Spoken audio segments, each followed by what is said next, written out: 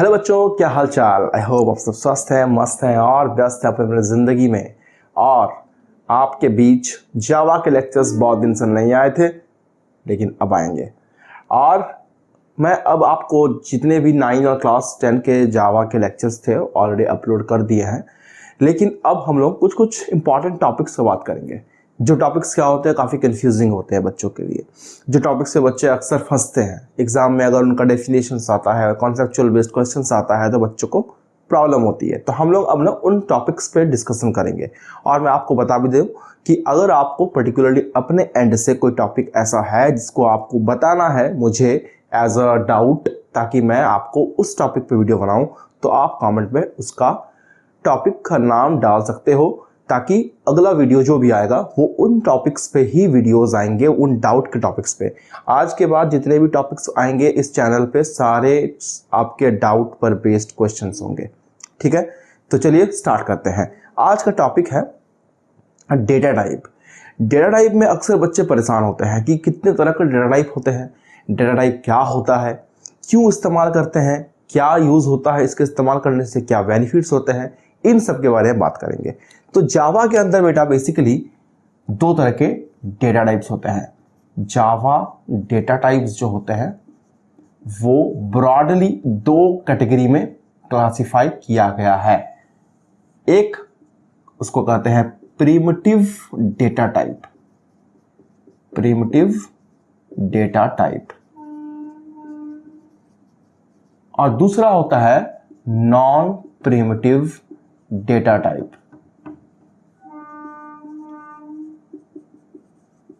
ठीक है, जावा के अंदर डेटा टाइप्स को 2 पार्ट में क्लासिफाई किया गया है। पहला को बोलते हैं प्रिमिटिव और दूसरे को बोलते हैं non primitive data types. Primitive का मतलब क्या होता है बेटा, समझो।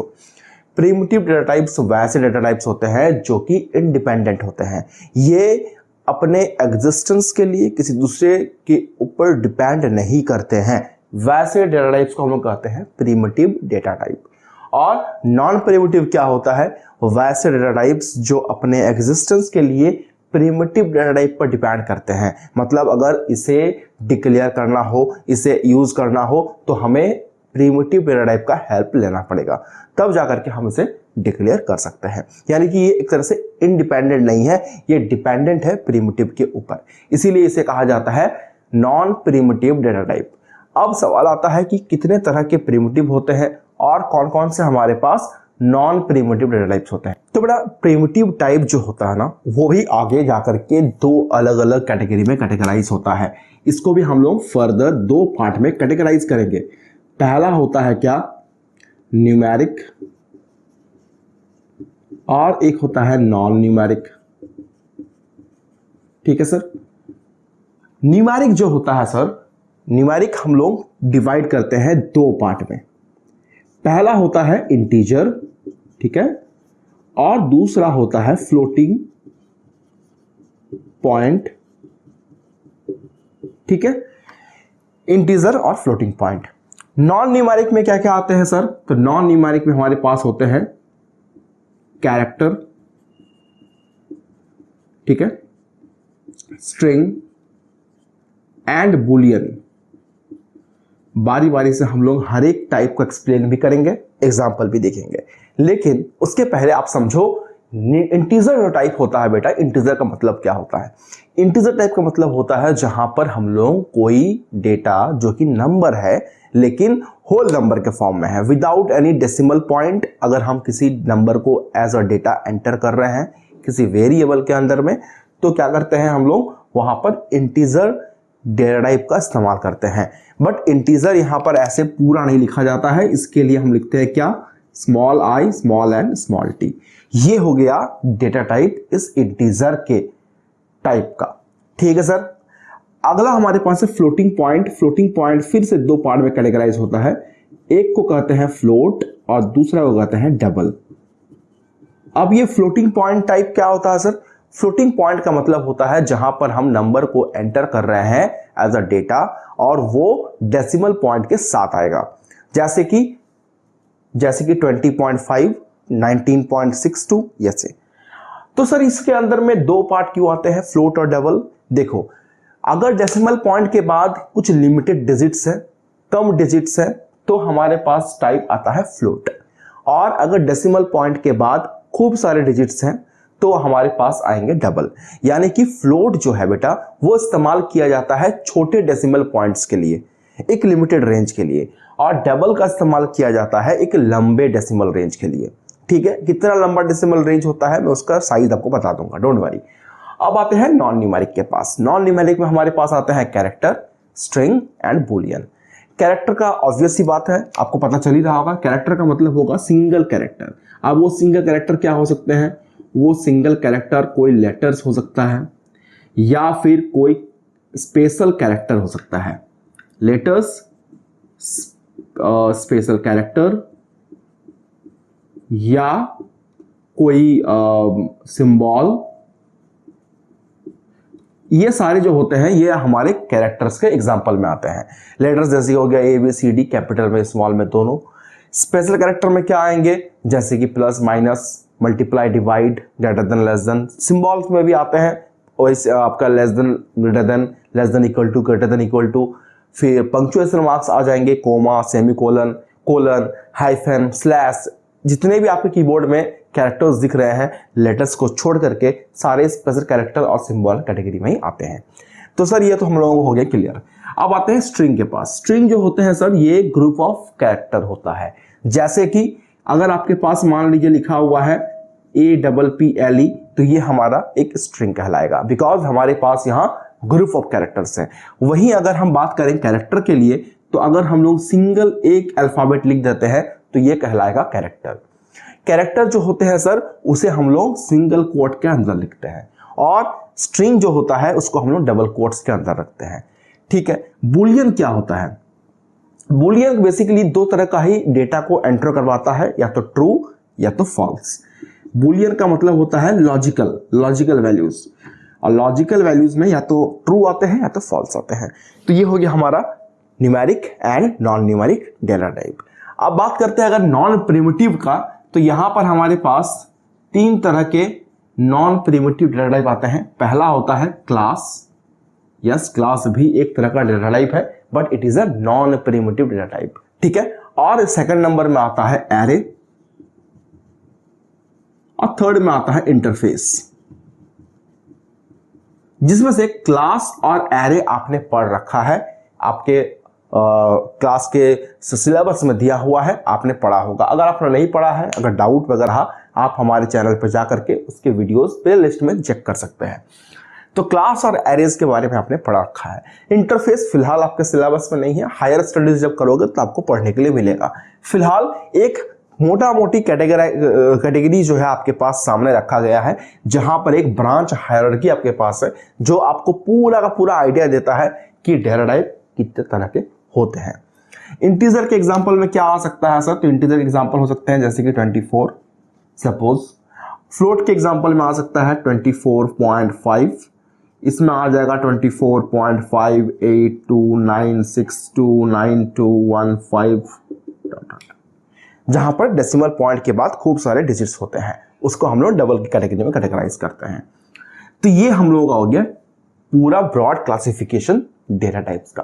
अब हम लोग देखेंगे कि अलग अलग डेटा टाइप का साइज क्या होता है, उनका लिमिट कितना होता है, कितने डिजिट्स तक, कितने कैरेक्टर तक वो एक्सेप्ट कर पाते हैं। तो देखो हमारे पास एक चार्ट है इस बोर्ड पे लगा हुआ, जहां हम लोग देख रहे हैं एक तरफ लिखा हुआ किस तरह का डेटा हमारे पास एंटर किया जाएगा, तो उसका रिस्पेक्टिव डेटा टाइप क्या होगा, और उसके अकॉर्डिंग उसका बीट साइज कितना होगा, और उसके रिलेटिव एक एग्जांपल।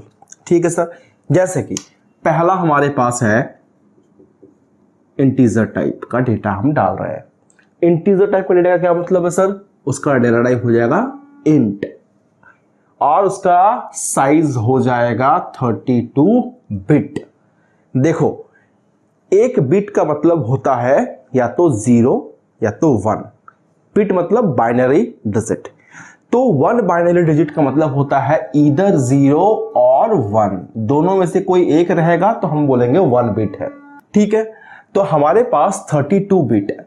32 बिट का मतलब कितना हो जाएगा? अच्छा सुनो, 8 बिट अगर ऐसा हो, 8 बिट्स, तो इसको हम लोग कहते हैं 1 बाइट।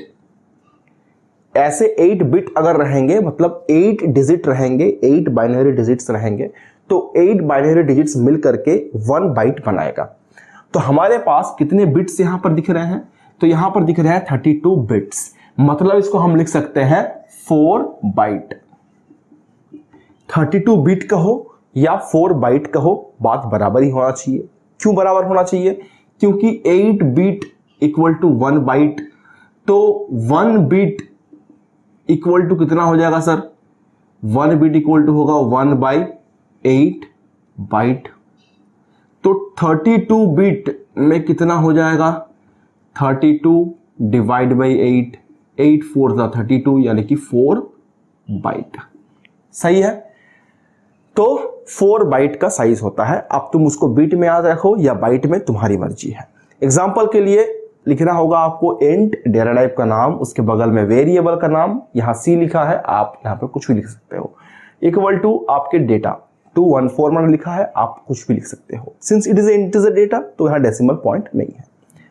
एक और इंटीजर टाइप का डेटा होता है जो उस हायरार्की में मिसिंग था, तो वो हमारे पास है लॉन्ग इंटीजर। यानी कि अगर मान लीजिए काफी लंबा, लाइक कोई मोबाइल नंबर या किसी का बैंक अकाउंट डिटेल्स अगर आप डाल रहे हो, तो वो छोटा इंटीजर नहीं होता है, 2-3 डिजिट का नहीं होता है, तो वहां पर वो 8-10 डिजिट का होगा। तो वहां पर हम लोग यूज करेंगे लॉन्ग इंटीजर। इसका डेटा टाइप क्या होता है? लॉन्ग। डेटा टाइप होता है लॉन्ग, और इसका साइज हो जाता है जस्ट पहले वाले का डबल, यानी कि ये हो जाएगा 8 बाइट। 64 बिट्स का मतलब 8 बाइट। एग्जाम्पल हमारे पास लिखा हुआ है। थर्ड नंबर में हमारा आता है small range of decimal value. Small range of decimal value का मतलब होता है जहां पर पॉइंट के बाद डिजिट्स कम रहेंगे, उसको बोलते हैं small range of decimal value, जिसको हम डिनोट करते हैं फ्लोट के हेल्प से। इसका साइज भी होता है 32 बिट का, यानी कि 4 बाइट। और लिखने का तरीका होता है फ्लोट, स्मॉल लेटर में लिखा जाएगा, जो कि हमारा डेटा टाइप है, m हमारा वेरिएबल है, इक्वल टू 34.45 ये हमारा डेटा है। ठीक वैसे ही अगर हमारे पास बड़ा रेंज है, पॉइंट के बाद, डेसिमल पॉइंट के बाद खूब सारे डिजिट्स है, तो वहां पर हम यूज करेंगे डबल का। डबल एग्जैक्टली हमारे फ्लोट का डबल ही होगा, यानी कि 64 बिट होगा। और यहां पर देखिए डबल लिखा गया है स्मॉल लेटर में, उसके बाद वेरिएबल का नाम, इक्वल टू हमारे पास ये डेसिमल वैल्यू है, जो कि पॉइंट के बाद देखिए खूब सारे डिजिट्स है, यहां पर पॉइंट के बाद 2 ही डिजिट था, तो ये एग्जांपल हो गया डबल के लिए। आते हैं नेक्स्ट हमारा 5th नंबर वाला कैरेक्टर। इसका डेटा टाइप होता है कैर, स्मॉल लेटर में सी होता है, ये एक्चुअली में स्मॉल सी है, small CHAR, char is the data type. और उसका डेटा का नाम क्या है? कैरेक्टर। बिट का साइज कितना होता है? ये तो 16 बिट का होता है। 16 बिट मतलब कितना हो जाएगा सर? 2 बाइट, क्योंकि 1 बाइट मतलब 8 बिट, 2 बाइट मतलब 16 बिट। और टाइप इसका लिखते कैसे करके है, फॉर्मेट क्या होता है सर? एग्जांपल देखिए, लिखना पड़ेगा कैर, जो कि आप कैरेक्टर का डेटा टाइप है। वेरिएबल का नाम CH लिया है, आप कुछ भी ले सकते हो, इक्वल टू आपके देखिए लिखा गया है सिंगल कोट के अंदर लिखा गया डेटा जो है वो कैरेक्टर होता है, मैंने पहले ही बताया आपको, इसीलिए ए जो है यहां पर कैरेक्टर हो गया। आते हैं next and the last, string. String हमारा एक क्लास भी है, आपको पढ़ाया गया है, वीडियो चेक करिए आपको मिल जाएगा। String is a class as well as it is a data type, इसीलिए सारे डेटा टाइप का देखिए पहला लेटर स्मॉल है, लेकिन स्ट्रिंग का पहला लेटर कैपिटल होता है, क्योंकि स्ट्रिंग डेटा टाइप होने के साथ साथ एक क्लास भी है, इसीलिए हम क्लास के पहले लेटर को हमेशा कैपिटल में लिखते हैं। इसीलिए स्ट्रिंग डेटा टाइप होने के बावजूद ये कैपिटल लेटर में इसका पहला लेटर होता है। इसका साइज कितना होता है? तो सर इसका साइज होता है मोर देन 16 बिट।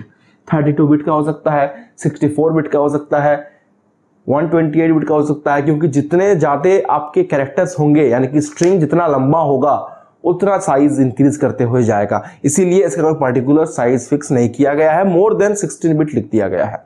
एग्जांपल के लिए आपका पहले लिखा हुआ है स्ट्रिंग, जो कि आपका डेटा टाइप है, फिर वेरिएबल का नाम, फिर आपका डेटा। अब यह एप्पल लिखा हुआ है, जरूरी नहीं कि एक ही वर्ड होगा, you are a good boy, he is going to Kolkata, तो वो सारे जो भी मैं बोल रहा हूं ये सब जो है आपके स्ट्रिंग के कैटेगरी में ही आते हैं। अगर आप एक पैराग्राफ लिख देते हो, एक स्टोरी लिखते हो, तो भी आपका वो एक स्ट्रिंग कहलाएगा। ठीक है सर, तो ये हमारे पास कुछ चार्ट है जो बताता है अलग अलग डेटा का नाम, उसका डेटा टाइप, उसका साइज और उसके एग्जाम्पल। ठीक है, आज के क्लास में हम लोग इतना ही समझते हैं। बहुत जल्द मिलेंगे, आप कमेंट बॉक्स भर दो अपने डाउट्स के साथ। हम लोग हर एक डाउट को डेली पकड़ेंगे और एक एक वीडियो बना के आपको देंगे। ठीक है, मिलते हैं बहुत जल्द, तब तक के लिए टेक केयर, खुश रहें, गुड बाय।